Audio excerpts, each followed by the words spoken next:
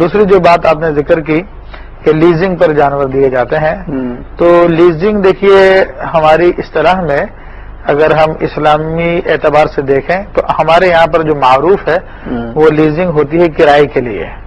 عام طور پہ چیز کرائے پہ دی جاتی ہے، اور لیزنگ کا اصول یہی ہے کہ وہ ہائر پرچیز کی بنیاد پہ دی جاتی ہے کہ کوئی چیز آپ نے کرائے پر لے لی ہے اور اس کی قسطیں ادا کرتے رہیں، اتنی قسطیں آپ کو دینی پڑے گی جتنی اس کی قیمت ہوتی ہے.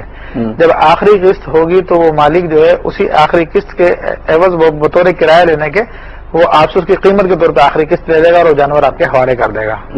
تو یہ لیزنگ کی صورت ہوتی ہے. تو اگر یہ صورت ہے تو پھر تو جانور کی قربانی نہیں ہوگی اس کی جانب سے.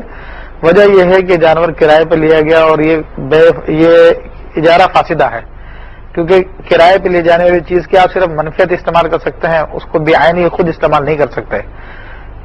تو اگر جس میں خود چیز کنزیوم ہو جاتی ہے تو وہ اجارہ نہیں ہے، وہ ناجائز ہے. پھر اگر لیزنگ سے مراد اگر انسٹالمنٹس پہ بے کی جاتی ہے، قسطوں پہ سامان کی خرید و فروخت ہوتی ہے، تو اگر اس کو شرعی اصولوں کے مطابق کیا گیا، مثلا لوگوں کو فیسیلیٹیٹ کرنے کے لیے کسی نے کہا کہ بھائی ٹھیک ہے میں آپ کو جانور بھیج دیتا ہوں، تو یہ جانور اتنی قیمت کا ہے، مگر یہ ہے کہ آپ کو سہولت یہ ہے آپ قسطوں میں اس کی رقم ادا کر دیجیے. تو اگر وہ اس طرح سے واقعی شروع میں خرید و فروخت ہوتی ہے اور وہ چیز اس کی ملکیت میں منتقل بھی ہو جاتی ہے اور پھر اس کو سہولت یہ دے دی کہ آہستہ آہستہ قرضہ اتار دے، تو پھر وہ جائز ہے. ادروائز پہلی صورت ناجائز ہے اور دوسری صورت جائز ہے. مطلب قرضہ لے کے قربانی ہو سکتی ہے؟ جی ہاں، ہو سکتی ہے.